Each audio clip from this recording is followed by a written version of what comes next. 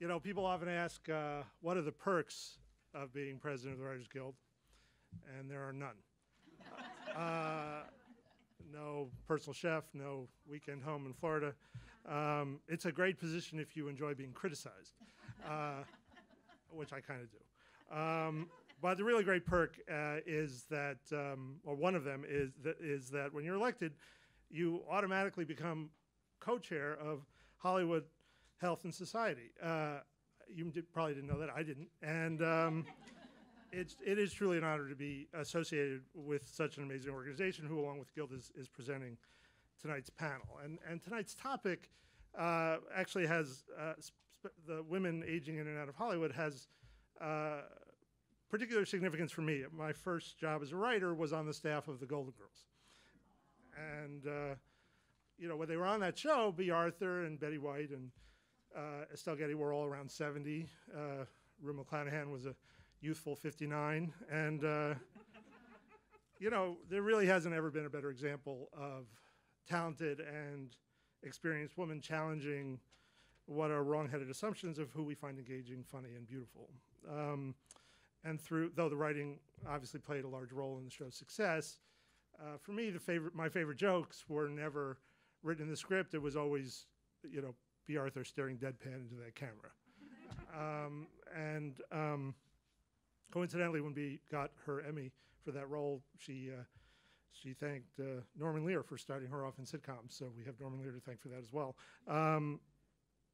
You know, and there are perks. I just met Norman Lear and Rita Moreno in the back. So anyway, on behalf of the WGA, I want to welcome you and thank you again for coming. And I'll also thank our distinguished panel for agreeing to do this. And now I'd like to introduce the director of the Norman Lear Center, Marty Kaplan.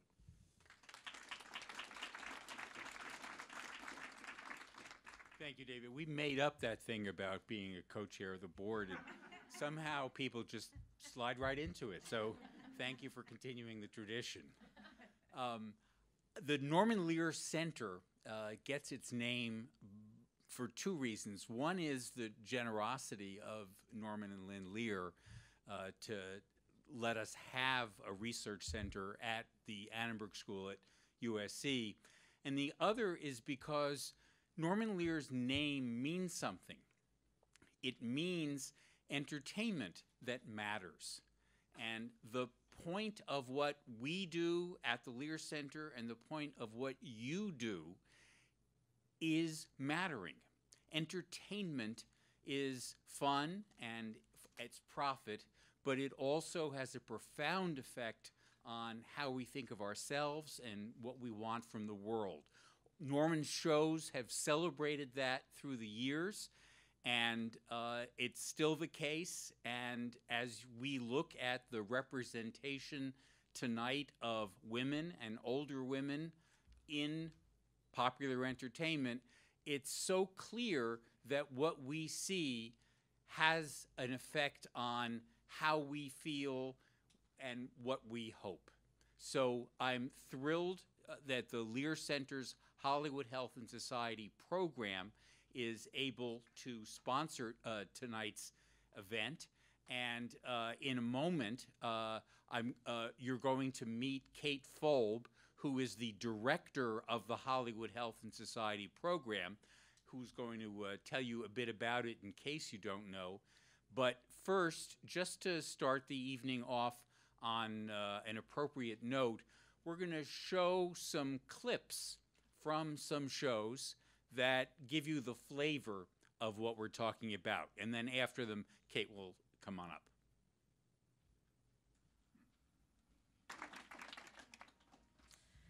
Good evening, everybody, and welcome. I'm Kate Folb. I'm director of the Norman Lear Center's Project Hollywood Health and Society. We're so happy to host this evening's panel tonight in conjunction with the Writers Guild and particularly with the Guild's Career Longevity Committee and the Committee of Women Writers. So shout out to them. And you can thank those committees not only for their support and enthusiasm, but also for the wine. Also, thanks to Terry Lopez, who just went out the door, of the Guild, and Mari Nicholson from the SCAN Foundation, and to all the Hollywood Health and Society staff and volunteers. So thanks a lot to everyone. Glad to see you all here. So there was a USC Annenberg study titled Seniors on the Small Screen, and it looked at 72 of the top Nielsen-rated shows on TV in 2017. And here's some of what they found. Senior characters represented less than 10% of all speaking characters. Out of the over 1,600 speaking characters that they looked at, only 9% were age 60 and above. And seniors account for a mere 8% of all series regulars. Now, regarding gender, as age increases, the percent of female-speaking characters significantly decreases. Females were cast in less than 30% of all roles involving characters 60 years or older, and about half of the 72 programs that were studied were missing senior women altogether. And of the older female-speaking characters that were part of these shows, over 72% of them were white. Couple more. Not one show featured an Asian senior female-speaking character. Hispanic and Latino female seniors were missing from 70 out of the 72 shows. And finally, 64 series out of the 72 did not feature even one black senior female-speaking character. Say that 3 times real fast. And now just to writers. 121 writers were credited across those 72 shows, and only 5% of those writers were age 60 and above. And only 1 of those senior writers was female.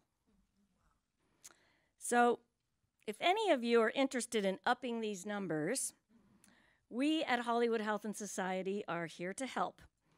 Some of you know us, but those of you who may not, we provide free research and access to experts on a wide variety of topics. Tonight we're talking about aging, but we also can provide access to experts and information on anything to do with health, science, like reproductive rights, autoimmune disease, HIV, AIDS, person-centered care, and even things like cybersecurity and nuclear weapons policy. But tonight's focus, we're going to stick with aging. But feel free to give us a call, send us an email. It's free. That's the key word there. We're here to help you develop your stories, provide you with accurate information that you can use to tell the great stories that you tell. So with the statistics I mentioned and with our illustrious panel, we clearly have lots to talk about, especially after seeing those few clips that we found that feature older women. You have their bios in front of you, so I'm simply going to invite the panel to take their seats and we'll get started. So please welcome Zoanne Clack, Norman Lear, Rita Moreno, Dr. Bruce Chernoff, Alexa Young, and Cha-Cha Sun.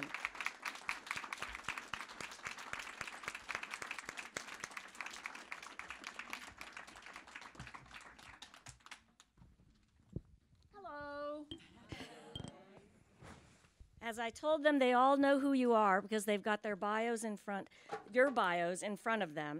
So we're going to just jump right in. Well, It's Jesus, a I young hope they crowd. know before that. Who?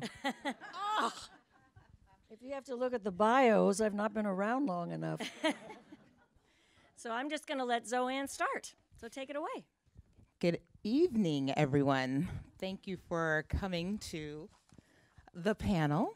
I guess you all have a vested interest, or you're writers, or you just walked in from out of the street. Whichever, welcome.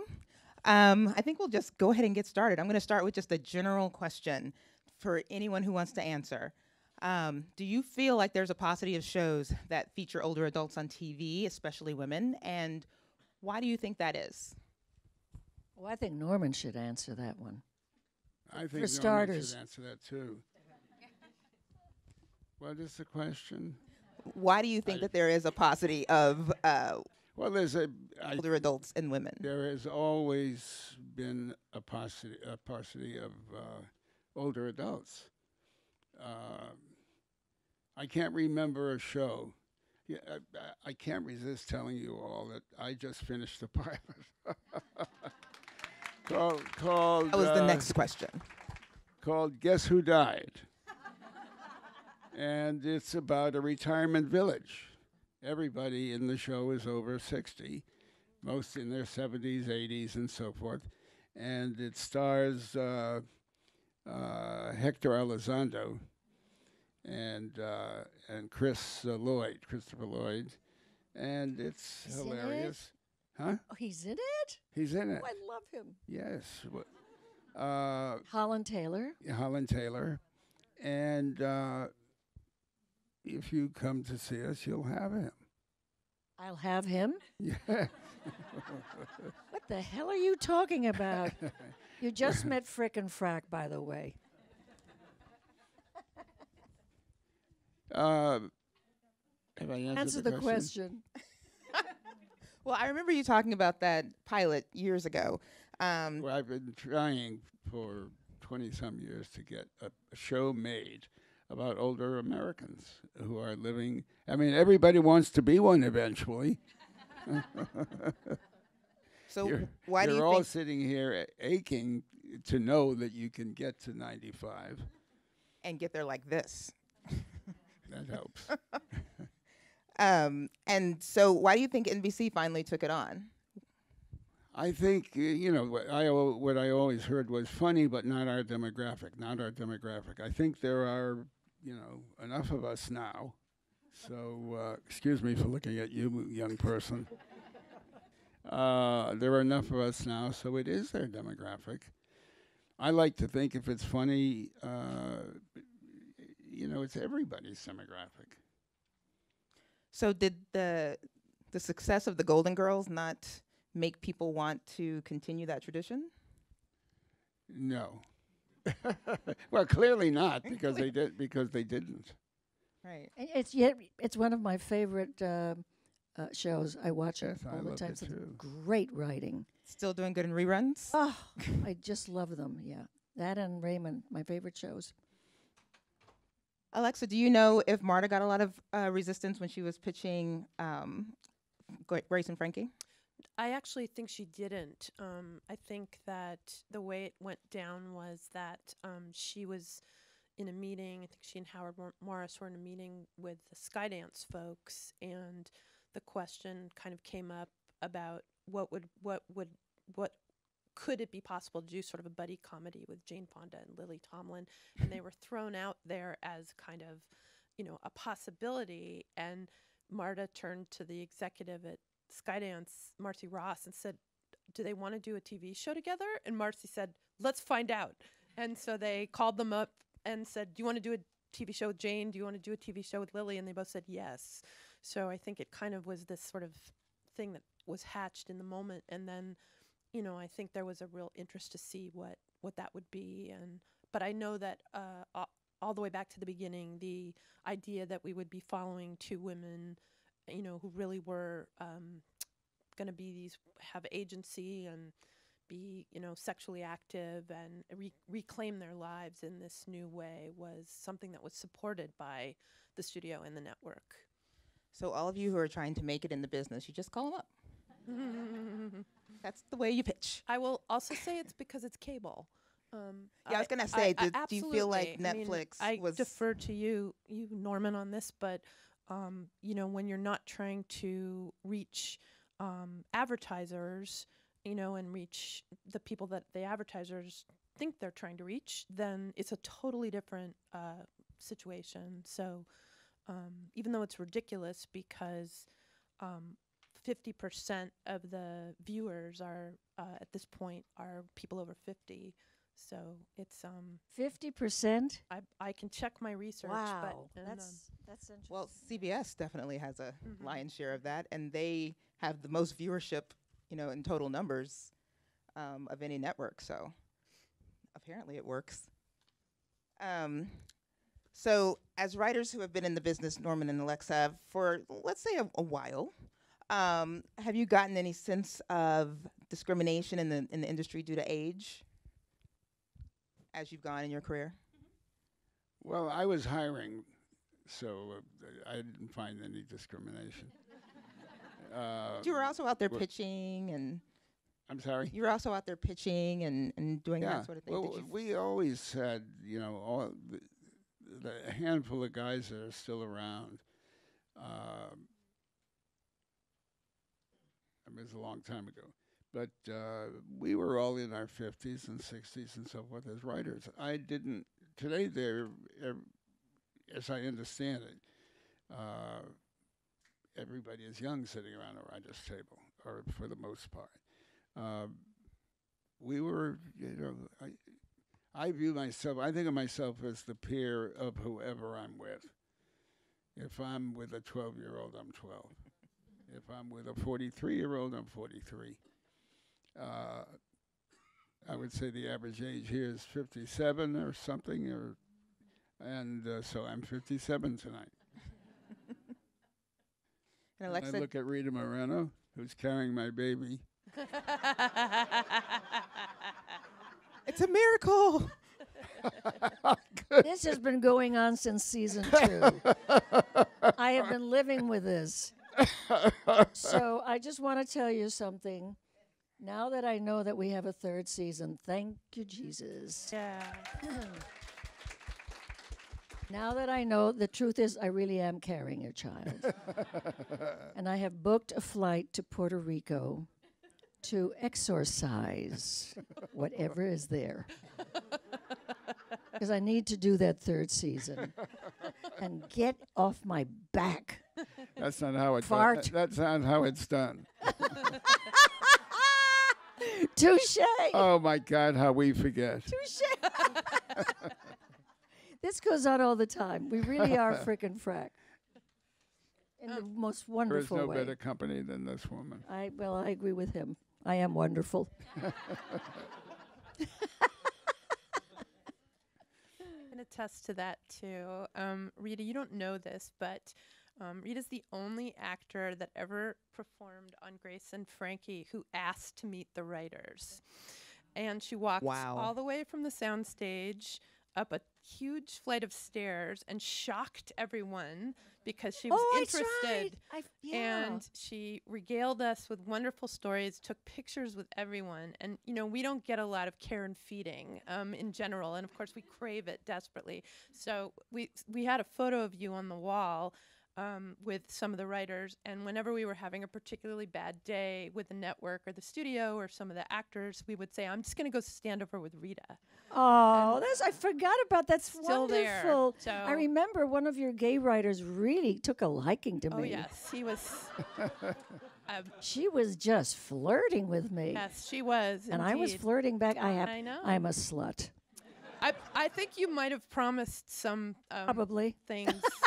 If we would write some better jokes. Right. But everyone got writing, of course, quickly. So let me just correct my my data, because I am, even though you might not know this about me, I am not a scientist. So it's the idea is that 50% of the population are 50 and older right now. And 70% of disposable income is controlled by this group. So in the next 20 years, the group who stands to inherit $50 trillion is women, because the men go first. So this is in terms of advertisers, this is a significant, statistic. So it makes you wonder why they hit that 18 to 49 group who has hardly any money. Well, the beginning, the 18-year-olds, like, who cares? But I guess they get the 50-year-olds to buy it for them. I'd like to volunteer something. This has nothing to do and everything to do with what we're here to talk about. But when I was feeling fairly certain that we were not going to get a 3rd season, because they really did wait a long time. 2 months is a very long wait. I I was talking to my agents, and they said, "Yeah, got scripts. We want you to read scripts and stuff because this is not looking so good." And I, was heartbroken, but I said, "Okay, life must go on." And they sent me scripts, and to my absolute shock and dismay, they were some of the crappiest, embarrassing, insulting scripts I have ever read, and they were that most likely because it was about older women. They made, in 2 scripts, they made them look like absolute idiots. And I was, I almost wept because I thought, but I want to keep working. I mean, the struggle is very poignant among us successful people. And I was truly, truly shocked. And I wanted to share this with you because I think it's very important that we know that people like myself, ostensibly, who have had some great successes and some great disappearances from the scene, unlike the last couple of years, we have our struggles too. And I cannot begin, and one of the people who was directing one of these scripts was somebody who we worked with us on One Day at a Time, a wonderful director, wonderful. He was directing one of these shit scripts and sent me this touching letter about, it would be so wonderful to have you, and how well we got along. And he really was a good director. And I thought, well, everybody has to pay the rent. And that just broke my heart. And this story has a point, and yet it doesn't have one, except to share with you what goes on in the life of a so-called working actress. That's actually something I was going to bring up, so it's very poignant point. It does seem that older characters are often the butt of jokes, or they do inappropriate things, they fart a lot. No idea. It's embarrassing stuff. Right. And that has been a trend, I feel. But I feel like in Grace and Frankie, the characters are very fleshed out. I mean, it's like they're friends characters. They have lives. They have rich things about them. They're sexual. They're everything. And so, what is it like to write story for these very fleshed out characters? Well, one thing, just in terms of what Rita's saying, I think that we're taught as women who we're supposed to be, in terms of just we look to the screens, and the screens reflect back who we're supposed to be in our lives. And I think it's particularly true when we think about aging, because even though age is a time of nuance and complication, the roles become simpler. They become more red, yellow, and blue. And there's alternately the old people behaving hilariously and, stealing pies and bouncing around, their balls bouncing into each other. And then there's sort of like the sadness of age. And I don't think it's almost like we're saying that, when we see women who are strong, it's like we're saying they're fabulous in spite of their age. And I think that it should be they're fabulous because of their age. We have a history. It's That's like they're the thing. anomaly or Look something. what we can bring. We have such an astonishing history, and nobody seems to consider that. Right. I mean, look where I've been. Look what I've done. It should Marlon be. Brando, Elvis Presley. I mean, Okay, y'all. She just brought up Marlon Brando, You so know I guess we're about gonna the- have to go there. You know about this woman in Marlon Brando? We're gonna ask about Marlon Brando right now. What was that like? no, that's not what this is. Come on, No. everybody, Marlon Brando. Read the fucking book. I wrote a book. Buy it. No, don't buy the book. Get the. I did the voice. I did the answer audio. to this question will help Better. them buy the book. when Marlon was You can say misbehaving, stripping. when Oh. Marlon misbehaved and you wished to make him Get even. get even. Oh, Who you did like that Who story. did you date? That was my date. To make him jealous, I dated Elvis. Yes. How about that? It's true. It's true. I was so angry and hurt and devastated when I found that he had been cheating on me. And literally the very next day after, I discovered somebody's undergarments in his house. I picked up, the phone rang, and I picked it up, and this person says, Miss Moreno? And I said, yes. And he said, this is Colonel Parker. And I said, well, what do you know? He said, well, my client, I can't do the accent, obviously. He said, my client is Elvis Presley, and he spotted you in the commissary at 20th Century Fox, and he liked what he saw. And he said, so I'm wondering, Elvis would like very much to meet you. He said, would you like to meet him? And I thought of that fucking underwear. And I said, yes, I would. And Marlon went crazy. I love it. Threw chairs. It was wonderful. Get the book. That's called a teaser. Thank you. You're welcome. You love that story. I love that. I love this. I love you. The love is real. I mean, it's a great story. How many, Elvis Presley and Marlon Brando in the same century? On the same phone call. Yeah. Yeah. Have you noticed that there have been any kind of network feedback against like taboo subjects like menopause or periods or talking about that sort of thing that doesn't seem to come up in television anymore? And I'm assuming that Netflix probably doesn't give you much pushback on it, and you're Norman Lear, so you probably don't get a lot of pushback. But I never got a lot of pushback on menopause. Never, in real life or on television. We did deal with it on All in the Family. We dealt with it on Maude. We dealt with it. Well, you took some huge leaps in those shows. My God, when I look at reruns, I'm just astonished that you got away with some of that stuff. We've definitely been regressive in a lot of that. Yeah, because the Is stuff that that he was able interesting? to tackle, they're just like now they're like. By the same token, they were all subjects that were happening up the street, down the street, or across the street from us. You know, there was nothing that wasn't family stuff, family problems. So how There about were Netflix? two people that haven't had a chance to say. I was going to. Heard it, right.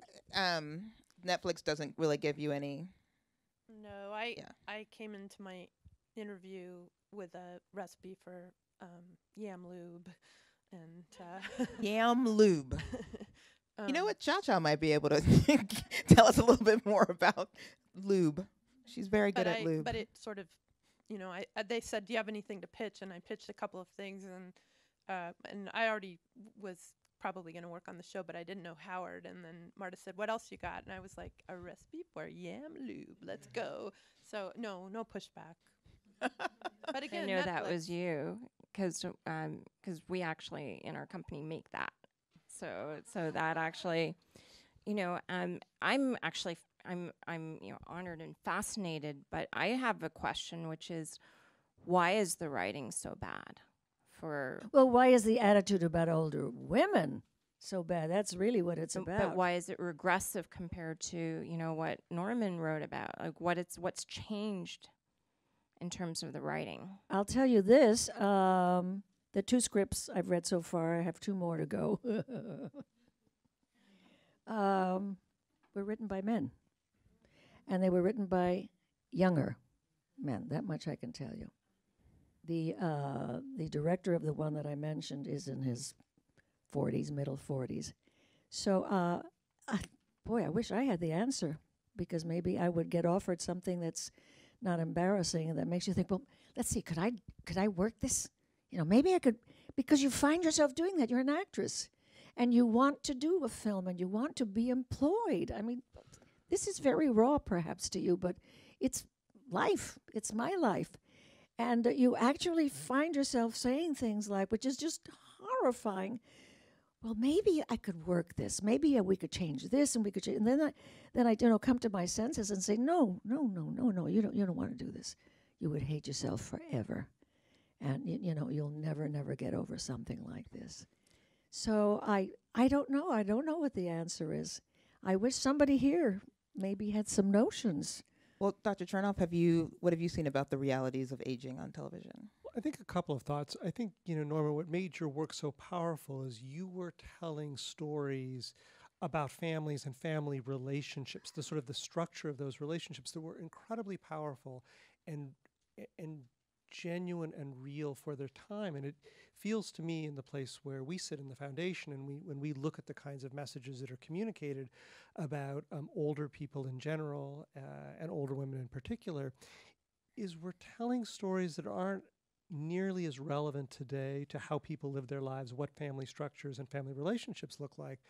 And a large part of the problem, I think, as well, is that we end up with this sort of narrow smidge of people who are kind of being played almost as clowns, and then a smidge of people who are at, it's the end of life story, and then everything in between isn't told. And particularly for women, right, all the powerful roles that women play today in society, whether it's being both looking after parents and children, trying to balance work and family, trying to, live alone after having maybe been in a relationship. For many years, having to be the parent to grandchildren where the children are no longer there. Those family structures are just sort of missing in the narrative we have today. And then you have much larger arguments in the space of aging, which I think are really ageist and negative. So the idea that sort of 60 is the new 40 is patently ridiculous. 60 can be the new 60, but why should 60 be the new 40? People are living much longer now and have much more ability than they maybe had a generation ago. That should be celebrated and not converted into sort of 60 as the new 40. I just had a thought. I gave all of you a great idea for an actress struggling, an older actress. Submit to me, please. Dead serious. I think, too, in our research, menopause has become a dirty word. So, I've heard women call it the M word. We did a study in our company in which we surveyed women who are in either perimenopause or menopause, and we defined perimenopause and menopause, and it's actually the largest qualitative study ever done. We did it with grandparents.com, over 2,500 women, and 52% of them said, I'm neither in perimenopause nor in menopause, when 100% of them are in perimenopause or menopause. And so, so I think that it really comes from, in many ways, the lack of, sort of intimate understanding that as women, we live more than half our lives in menopause. So I don't know if everyone was aware that as a woman, that you are now, with our increased life expectancy, going to live, the latter half of your life in menopause, but we're not equipped, to even talk about it, much less, deal with it from a health issue. So you're saying that these women who obviously were in perimenopause wouldn't admit to it? Is that what you're saying? Yes, that's right. Wow. Didn't know? Is that possible? No, we defined it for them. Oh, okay. We said, this is perimenopause. This is menopause. And do you consider yourself either perimenopausal, menopausal, or neither? We had the third choice, and 52% said neither. Is there no post-menopause? No, so Seriously. So technically, the term is actually menopausal. There's no sort of post-menopause. You're either menopausal or perimenopausal or not. And so the idea that I thought menopause was a door that was like a revolving door. I thought like I went in and out and I came back to where I was. And I didn't realize that menopause is a door that you enter, and it's a room that you're in for the rest of your life. And so, so I think just, generally as a society, if we have so many, women who are not, dealing with, the fact that the latter half of our lives, is in menopause, then, we want to be seeing women, on the screen. We want to be hearing those stories, but imagine how hard it must be actually to tell those stories if you're not admitting them to yourself. That's just a gut instinct I have around why there aren't older women writing about older women, Right. Yeah. You know, you said something interesting a moment ago. You said that you were in that room for the rest of your life, which sounds very negative. I'm thinking you're in that space. But a That's room right. connotes being stuck and trapped. Exactly. You use the term. Well, no, that room is the way I think a lot of women think of it, right? I myself am embracing it, and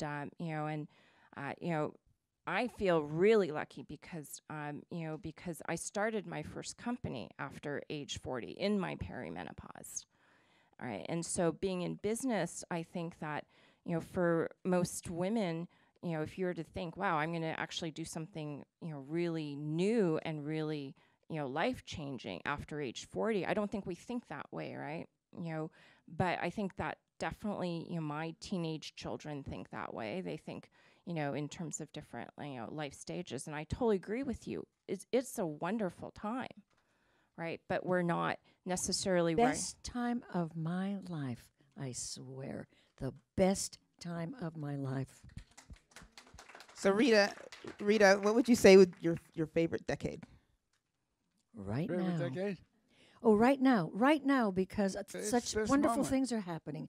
I live in the moment. Yeah. I have learned to live in the There are moment. two little words that we don't pay enough attention to: over and next.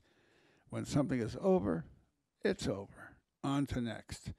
And if there was a hammock in the middle, that would be the best definition I know of living in the moment. And I'm living in the moment. It took me 95 years, a number of months, weeks, days, and something, just to be waving my hand and talking to you.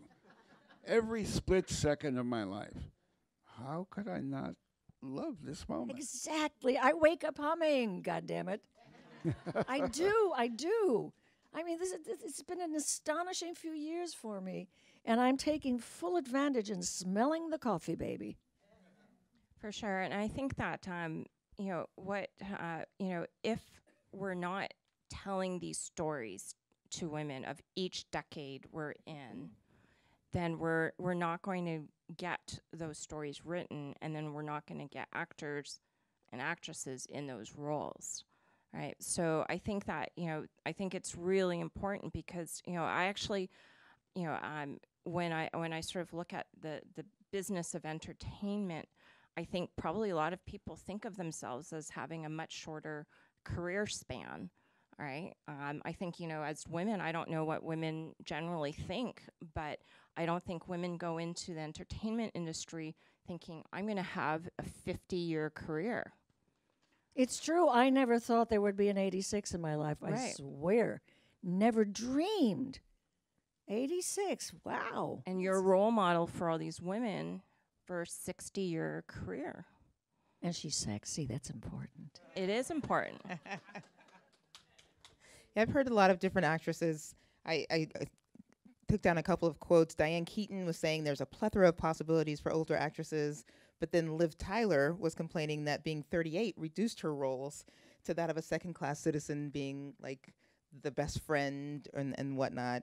And then Nicole Kidman obviously recently commented at the SAG Awards that at 50, this was an honor, and that stage at that stage in her life, that this was extraordinary. And that she was asking for people for more encouragement and interest in women's films. Because, Yes. I mean, I can't believe that Diane Keaton said there's a plethora. Yeah. I would love to know where that city is. I believe that it probably includes those roles that she probably would never take. But I think it had That's to it. do with She may be getting some really crappy scripts and turning them down and saying, well, there's a lot of stuff. there's a lot of stuff. I wouldn't do it. But I think it's also, she was just commenting on, just social media and the amount of television channels there are now, and just the opportunity compared to 2 decades ago she was thinking is there. Would you agree with that, or? No, I think there's more media. It doesn't mean that there's more roles for women of a certain age. Not at all. I really don't agree with her at all. But, she probably gets an enormous amount of scripts. She's marvelous. I really love her. But we don't. And we means many of us, many more than you would think, who would surprise you. Wow. And going back to the writing, do you guys both have a lot of older individuals writing in the room, like people over 50? We have several writers on one day at a time that are over 50. We only have one that's over 90. Who would that be? And what about on Grace and Yeah, I Frankie? think Grace and Frankie, they're maybe 4. Well, is it Martha's how old, more or less? Marta's in her 50s, Uh-huh. and Howard and me, and then there, since I haven't been there, there's 2 other. Which is folks who great are- to see. Yeah. That was one of the things when I went up to the writers' room. I thought, "Oh my God, this is great, and it's different." And I was just envious as could be. It was marvelous. I also saw that Lily and Jane are executive producers. Do Yeah. they come into the room? Do they pitch story? Yeah, they do. They're very collaborative in the best way. You know, like sometimes that's a collaborative and means like you don't want to listen to what the actors are saying. It's not that at all. They're fantastic, and they have ideas. They come in with whole stories, things that are on their mind about where they are in their own lives and their own bodies. So it's a really extraordinary process. And Sam and Martin as well, to be able to have that discussion and interaction. So it's very, very positive. And have you guys, as you've aged in the business, felt like your vision has changed, like what you want to pitch, the stories you want to tell? Do you feel like those have kind of grown with you? I know, Norman, you've been pitching your show for many years. It's one idea. They didn't want the demographics, so.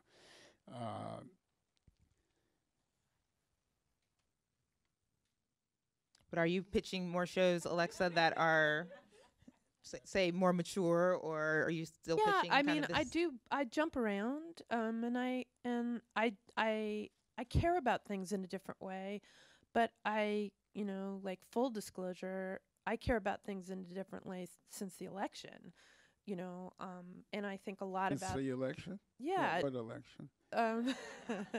But I mean, I do a lot of thinking about, I don't know if you guys know the Bechtel test, right? About like, okay, so I do a lot of thinking about, do I have, I think about women and women's roles, and so it's more sort of a overall picture. But yeah, right now I'm doing 2 pilots, and one of them centers around people around my age and older, and then the other has characters in it who are in their a couple in their 60s, actually a couple in their late 70s and a couple in their 50s, and it's a just part, like I wanted to represent many aspects. Yeah, so and I think that's why it's Pitched important. a couple of ideas for my character, of course, Lydia, and I would love to see her get involved in very local, tiny politics, city council kind of thing, because I read a story in the paper during our 2nd season,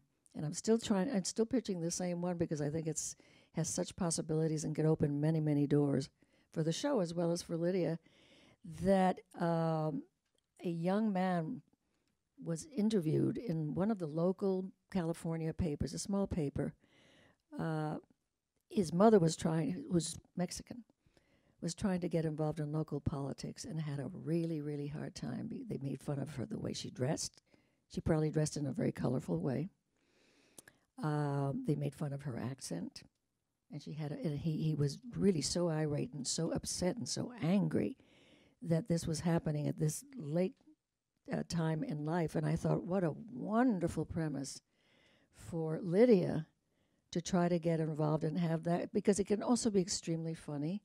Lydia has a big mouth and always gets somehow in trouble because she just, bleh, it's like a bubblegum machine. Out it comes with no thought. And she could end up, I would love to see her ending up in court because she said something really foolish and wrong, and maybe prejudiced, because we showed a little bit of Lydia this the 2nd season, where she keeps saying, well, we're all really mostly white, and her daughter says, Mom, Cubans are every color. She's not, but mostly we are the Spanish. The Armada, you know. And I would dearly give money, not to speak of a real feel. Welcome to the writer's room. If we could get Lydia in jail just overnight, and all she's really thinking about is, I forgot my makeup. I may just think that's such a funny idea. Oh, shut up. I said we were frickin' frack. But I would love to see her get involved in something like that, where she's really kind of out of her element, but she's a sincerely irate citizen. I don't know, it could be garbage collection. It doesn't have to be anything very complicated. You're pitching to them. I am too. I'm pitching to everybody. Yeah. The one day at a time writer's room, everybody. See, that's why it's important, I think, to have multicultural, diverse, older writers who can tell different stories than the ones that we've been seeing for, ever. So what do you think makes these shows that we're talking about that already have, like Golden Girls, Grace and Frankie, what makes them accessible to younger viewers but still makes the older viewers want to stay? That's a good question. Thanks. The characters, the writing. It's all in the writing. The characters are just wonderful characters, and they are played by people who get the best out of them. You know, one of the great miracles in our business is you write a character, whether it's Archie Bunker or Lydia or Edith Bunker or, and then an actor comes in and puts on the words. I've never found a way to say it that captures everything I'm feeling. I never thought about take Edith Bunker. I wrote the character, but it wasn't until the actress put the words on that, and we owned that character. She and I, he and I, Rita, and I, because the writer doesn't have in mind what the final result is, because it's what the actor brings to it. I've always thought of it as something kind of miraculous. It really is, actually. And I've seen writers say, "Oh my God, I didn't think of that. How great! Let's keep that in." And that makes you as an actress feel so, fabulous, so wonderful to have a writer say something like that. It is, and it's mysterious in a way. Mysterious. I'm reminded of this story. I got to tell this story. I was casting Archie Bunker. I was in New York, and I read, 30, 40 people for the role. And then I had an idea. I wondered about Mickey Rooney to play Archie Bunker. So I knew his manager, Red Doff. Did you know Red Doff? Yeah. Mm-hmm. And I called him, and he said, Mickey's in the room. Why don't you tell him about it? I said, no. I didn't want to tell him what Archie Bunker was all about on the phone. I said, I'll be there in a few days. And Mickey got the idea that he was talking to somebody about a role. I didn't know the man, and he asked for the phone. Anyway, the next thing I know is I've got Mickey Rooney saying, Norm, it's the Mick.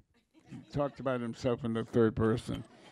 He said, what do you got? I said, Mickey, I'm coming out to California. Give me 3 days. We'll sit together, and I'll tell you about it. And he said, no, you got an idea for the Mick? You tell him now.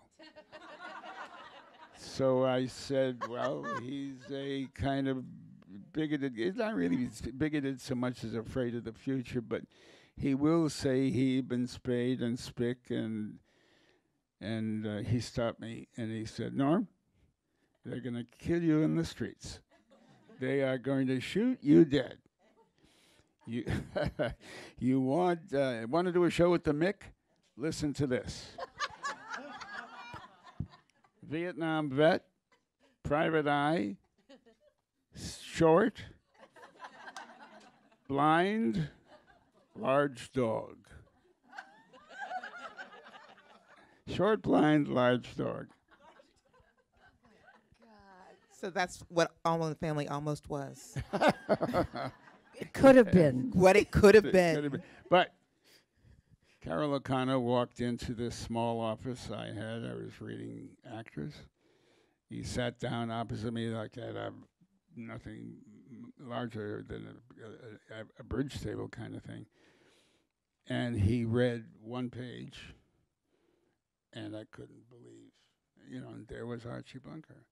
There was nothing that got And there was near what nothing he about did. him as an actor that would have given you a hint about that. Nothing, no. I did a film with him years and years back about Marlowe. And he was that very kind of casual police guy. And he'd done a ton of those roles. And, when I saw that he had become this character, I was astonished. So I can see why you probably were poleaxed. He said, "Can I see you? Can we talk about it again in 3 days?" And I said, "Yes." 3 days later, he came in, and he had rewritten the first act. And I didn't like it at all. That's the hallmark of our relationship for 8 years. But I loved him, and I don't know. What is, I need to know. I'm sure you do too. What was it about the script that he had to change? What I don't know. was it? The character? We never saw the same. You never saw during the your script the entire same way. relationship? Yeah. Did you guys reach a compromise between the two of you, or was it just your way? It was, sometimes he was right, I was wrong. So compromise. But it was my way. No, I changed when he was right. I mean, I didn't mean to say Right. But ultimately, the buck stopped somewhere, and it stopped here. Wow, what a great story. Need more of those. This is, when you have a history, we're full of stories. We are full of Well, experiences. good talk about from West Side Story to this moment, my God. How about Rita Moreno? How about Rita Moreno?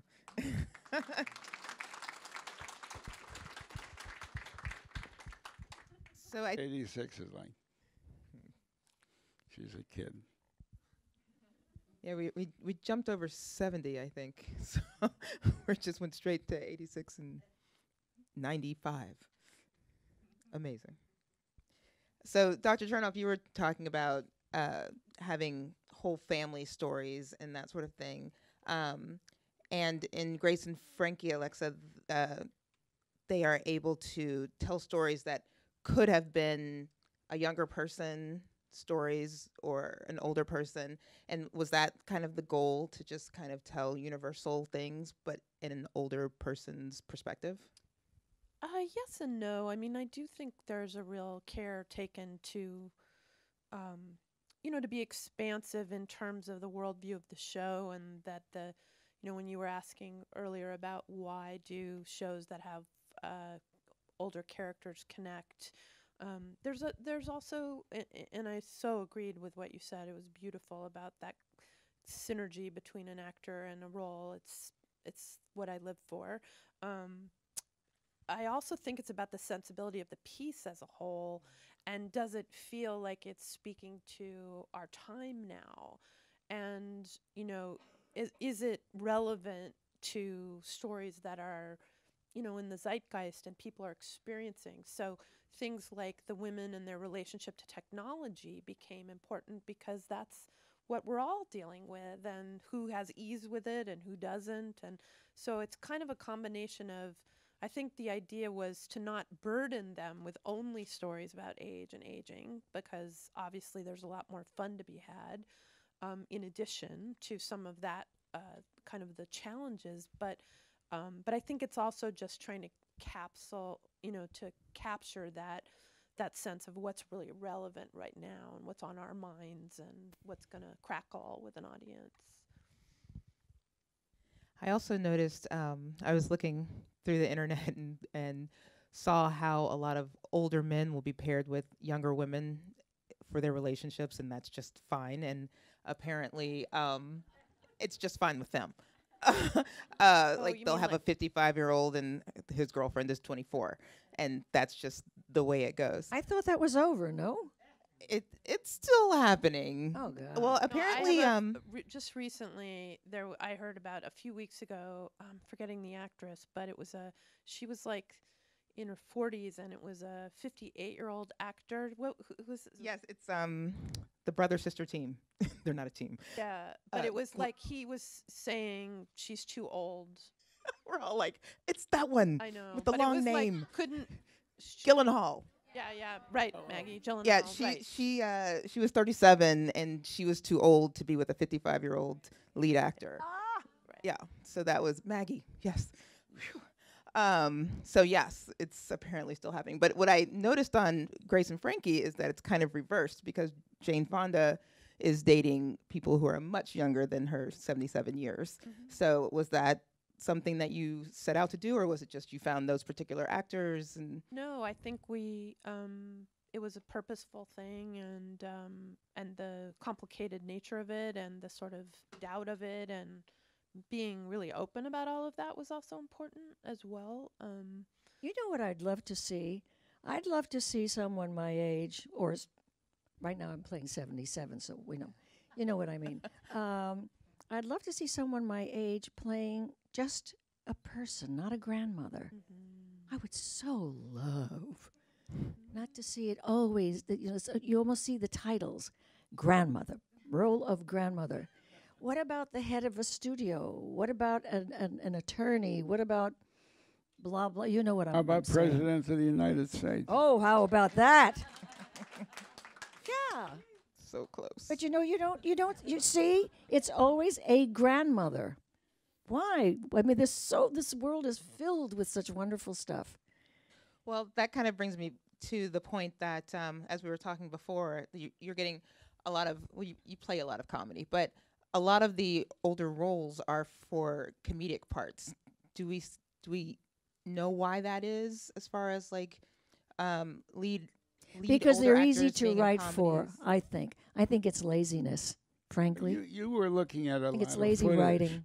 I only saw some of it, but all those older people were in sad situations. It seemed.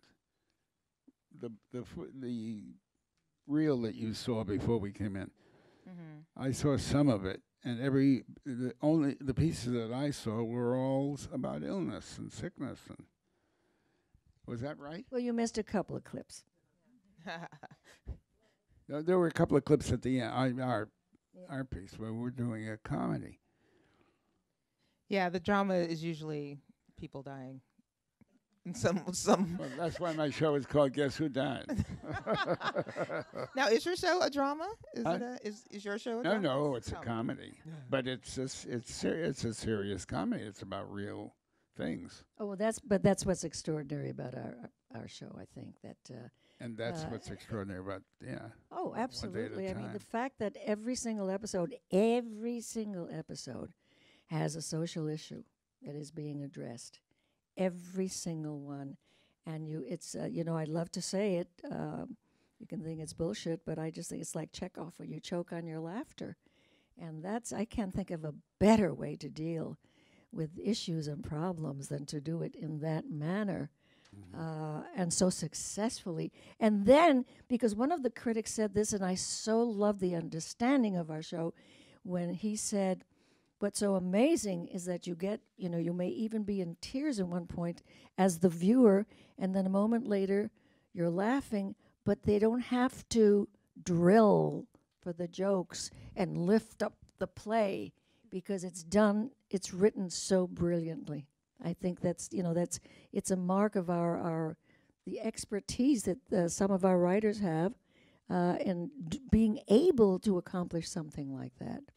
The head writer it's a man and a woman, but the woman is named Gloria Calderon Collette, and she is a Latina from It's Cuban. from Cuba, and the show and the family reflects her life and her family. And Mike Royce, who is her partner on the show, my bumper sticker reads, "Just another version of you."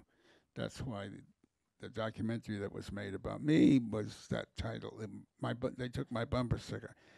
And I do believe we have versions of one another. And Mike Royce, who is, a white dude, but, born and raised here, and Gloria Calderon worked together so wonderfully putting this show together because they're versions He of was one one of the another. producers for Raymond. Yes, he was one of the. But also, he's familiar with the family. With family. Yes. Yes, he's just another version of a family member. I feel like Just Another Version of Us is just a good way to think about writing and to think about story. Yes, I It's agree. just you put out there what you see instead of what you think should be out there. Just my thoughts. So I think I'm ready for a glass of wine. I think maybe we can open it up to okay. Oh, Oh, I thought you were getting a glass of wine. Oh, we could probably hear from. It's a smaller room. Yeah, but we're recording it, so. Oh, you are. Ah. Okay, I do have a question, but I quickly want to say how appropriate this is because today's my birthday. Hey. I'm 59 today, so it's very, very poignant for me to listen to all of you, and I appreciate that. I have a question for you. Just reverse. I'm sorry, 59. Turn it around. 95, yeah, there you go. you look great for 95. I do. I'm going to use that. I'm about 95. I noticed when you came in, you had statistics and you had some data. Have you ever had to, well, not so much probably with Netflix because it sounds like they're giving you a pretty wide berth there, but have you ever gone into a pitch and said, to take data with you to help defend what it is that you're going to do, or did you just actually go do this time because you were going to be on this panel? Do you rely on data to help you get things greenlit? I don't. I mean, I try to be I try to know what I'm dealing with and what the demographic is. I've never actually. I usually try to let the pitch speak for itself. Although I do know a story about a writer team who were called by husband and wife were called by their studio to say that their pilot was about to be passed on, and she said, "Are you fucking kidding? You're gonna pick up 8 pilots written by white men? Do you know what that is gonna do to your network?" And they picked up their pilot. And I just couldn't believe it because I don't know that I would have had the ability to do that. But so that's a case of somebody really speaking up. So, yeah. Amazing.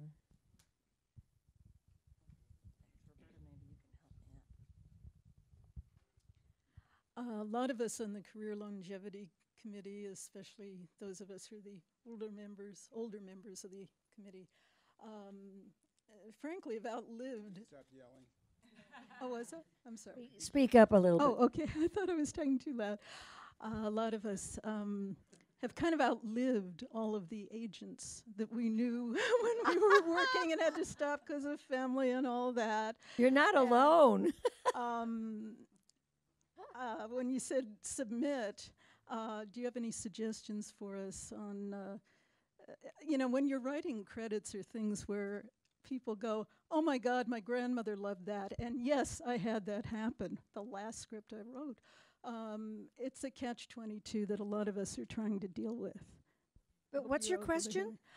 Of how to submit things to actors who we admire so much. Actors are not or allowed to anybody. really, essentially, to Without- accept scripts. It has to Exactly. go either through an agent or Oh, I know. Tell her what to do about Yes. like our show. All of us.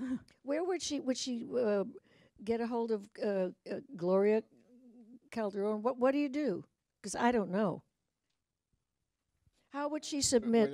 What I've always told writers is don't wait for the phone to ring because you have an agent.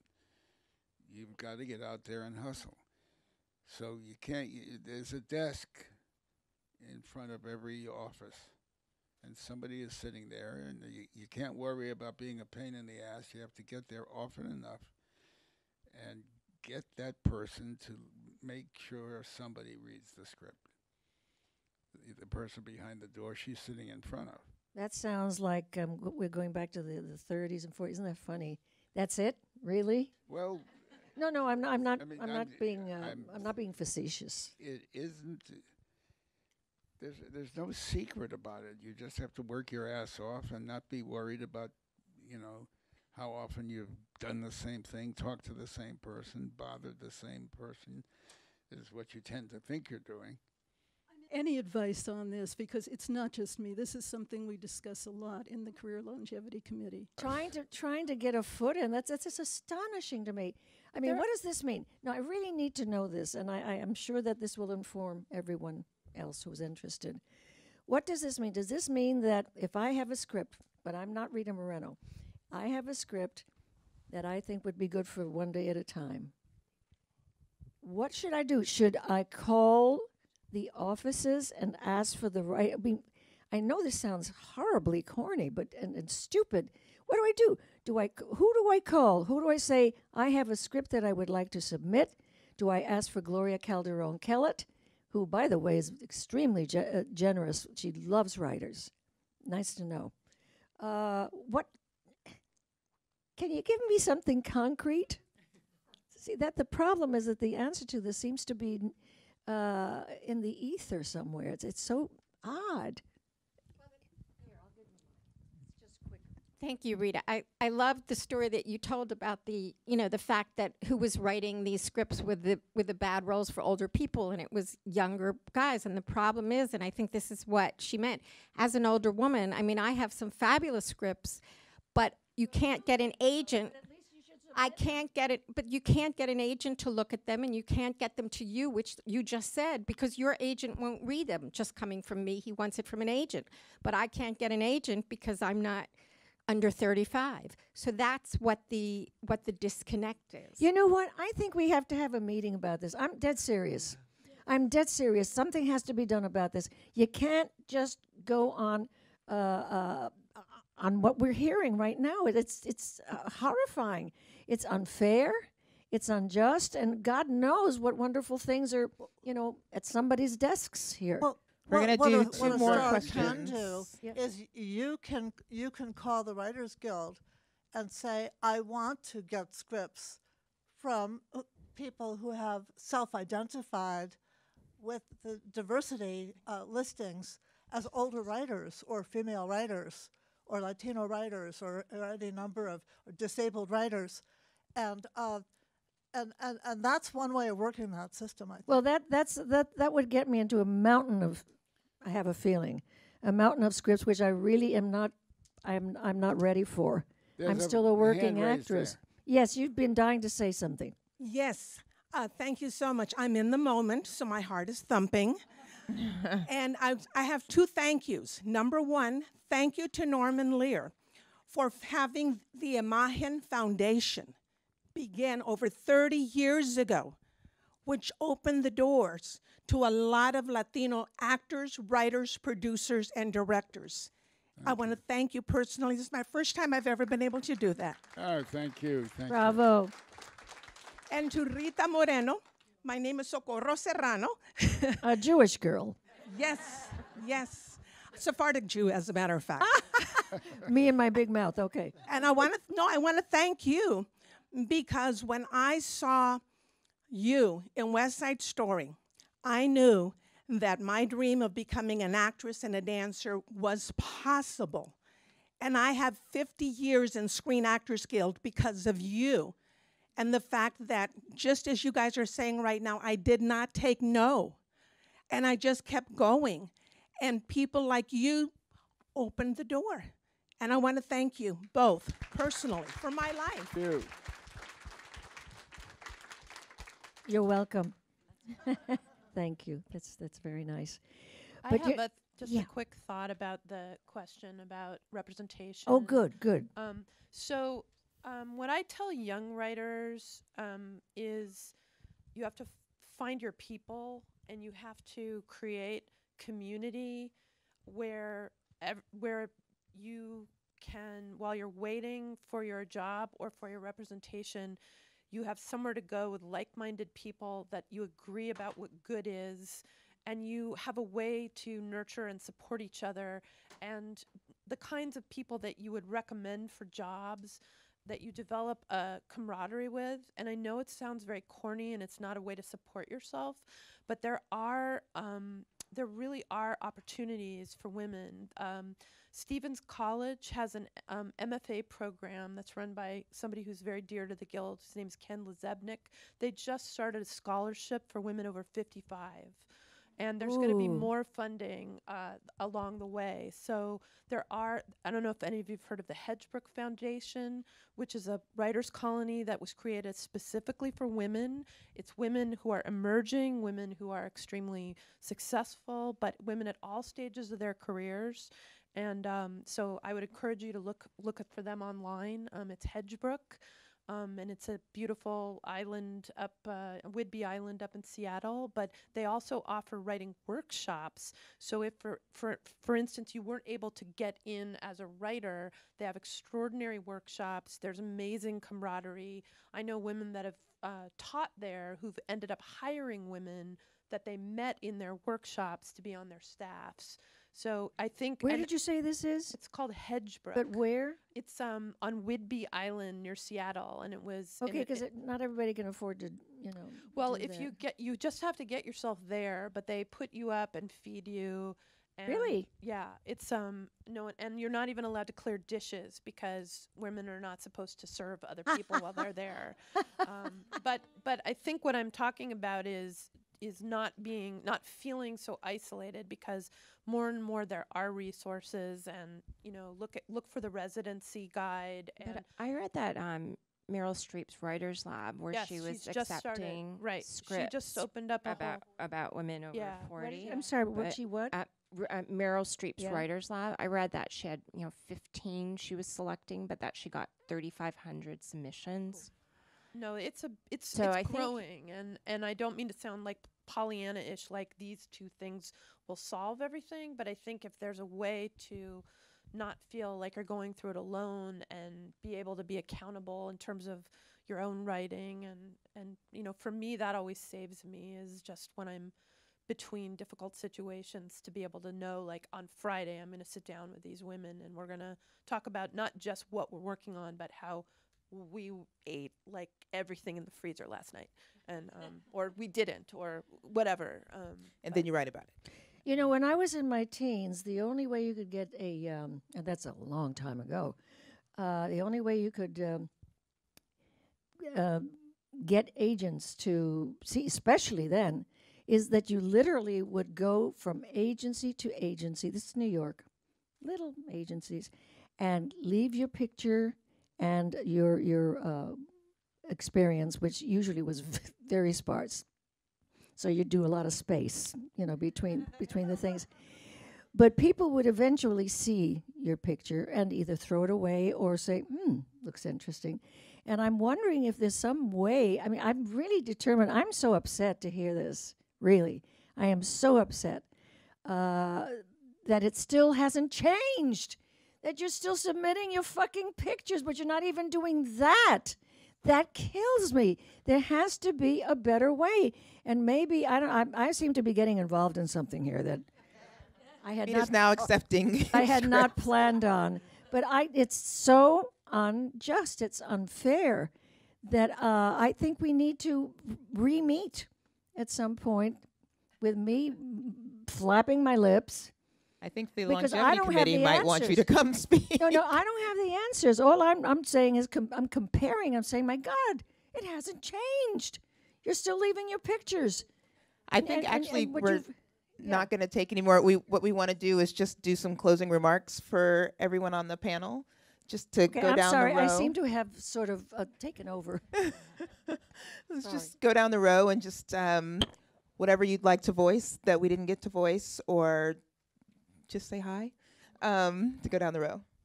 I think this was extremely informative and helpful, and hopefully, if it could start something.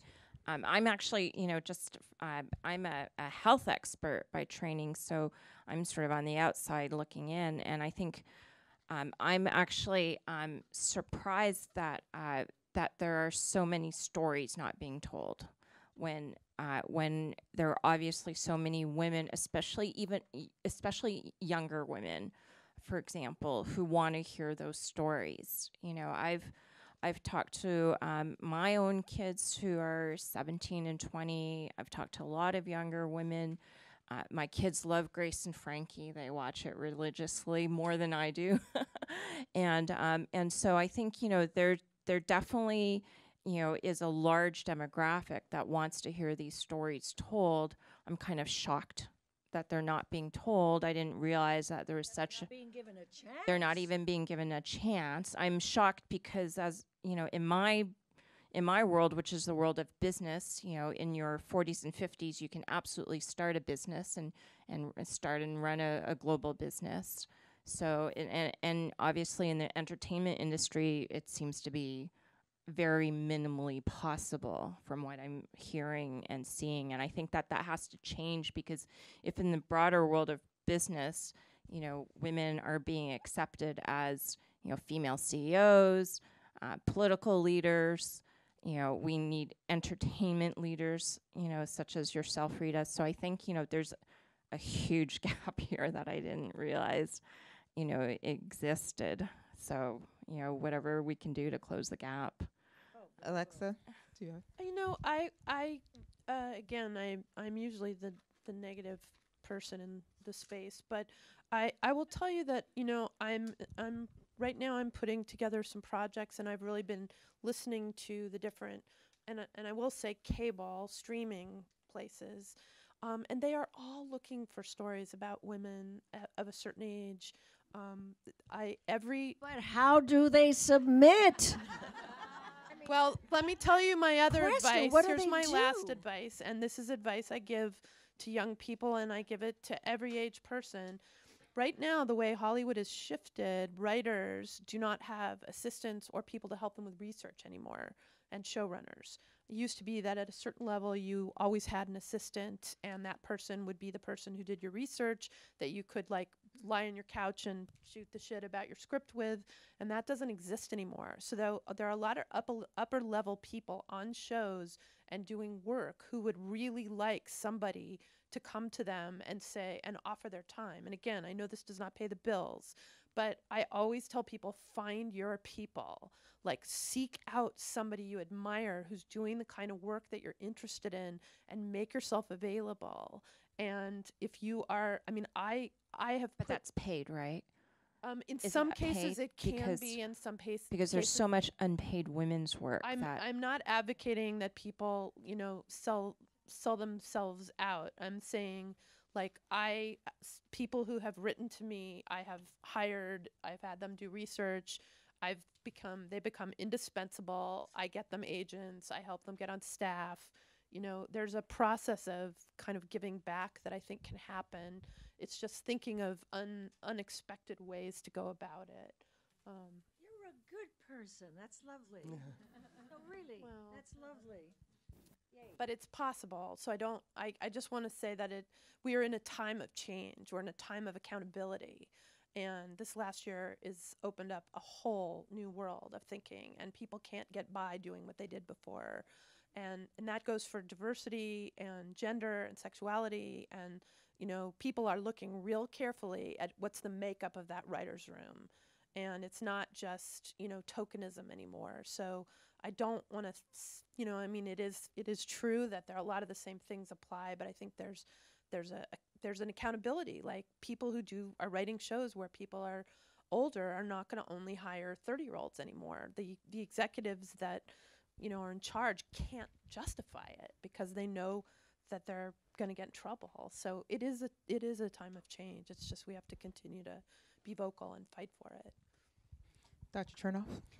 And maybe building on the last two comments, I think the idea that we need to tell a broader set of stories that make sense for today. And we need to demand those stories because they make sense for where we are as a country. So we live in this world, right, where somehow the boomers are the elephant that the snake swallowed, and once that generation passes, that somehow we'll be back to telling stories about, Power Rangers endlessly. And that is simply not true, because the demography in the United States is going to look the same for millennials and the same for Gen Xers and millennials. And so it's a different environment that requires a different kind of storytelling. And I think this idea that we're telling stories to multiple generations and trying to find a way to tell those stories and letting the voices of experience help craft and create those stories is incredibly important.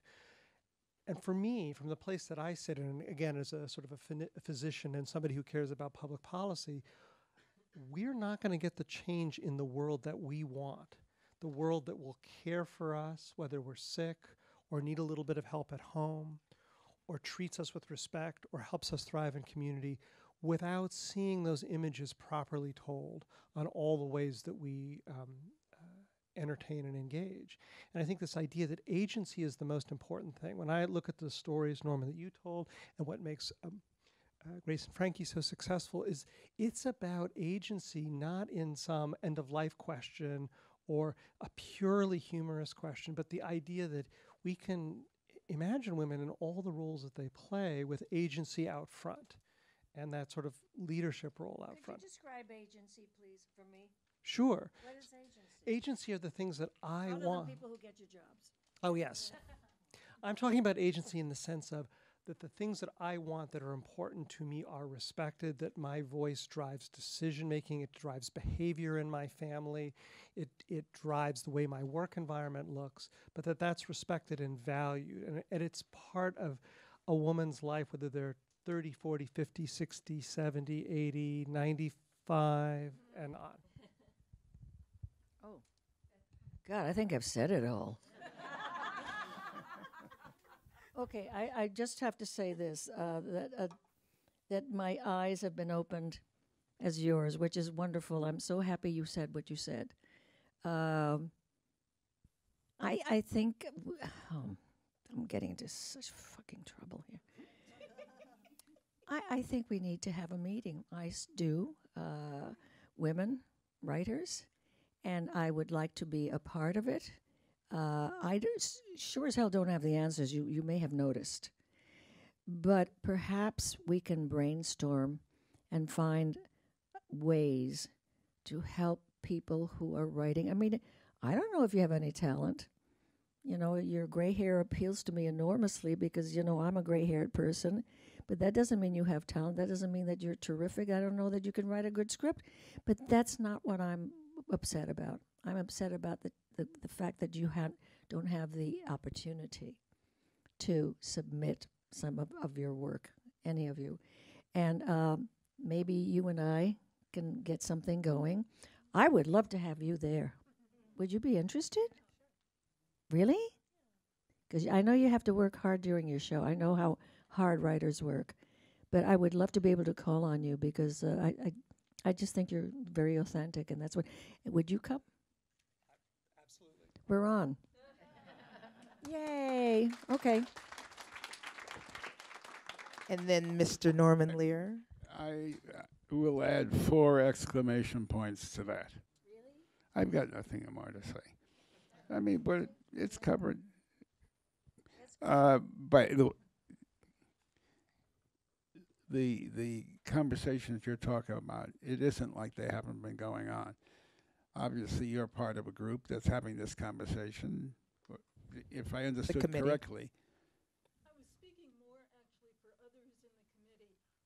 But there is a committee There's that a you're. committee. Isn't there a committee you're a part of? Did I not hear that correctly? Career Longevity Committee here at the Longevity Committee, and you're Career talking about longevity. this issue also. But I'm speaking of more practical things like submitting.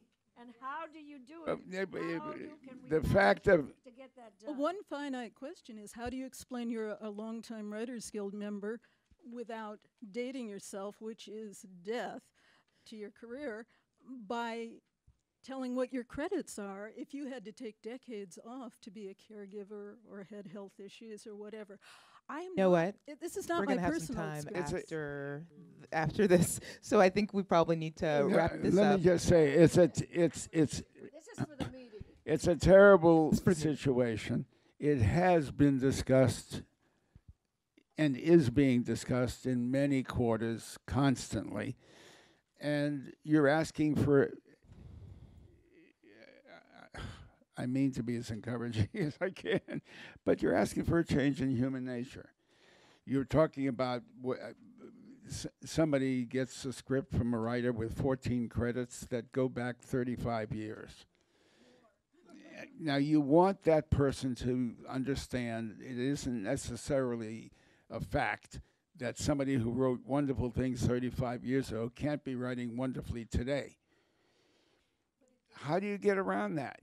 All I know is you try your best to get it to this young woman whose name I've already forgotten. I'm sorry. When you're 95, you can say that, yeah. Everybody's name is your greatest fan. It is. All right, so we're going to turn it over to Miss Kate Fulb and take a break. Yes. Okay, so before we adjourn, take a look inside your programs. There's a little evaluation there. I'd love to learn how you felt about tonight's event. And then during the reception, in addition to enjoying some delicious food and drink, we encourage you to take part in our Rethink Aging photo contest. You'll learn more about that outside. And you might get a chance to win an autographed photo of Rita Moreno. So help us break the stigma by encouraging people to rethink aging in all your work. And now let's thank our panel.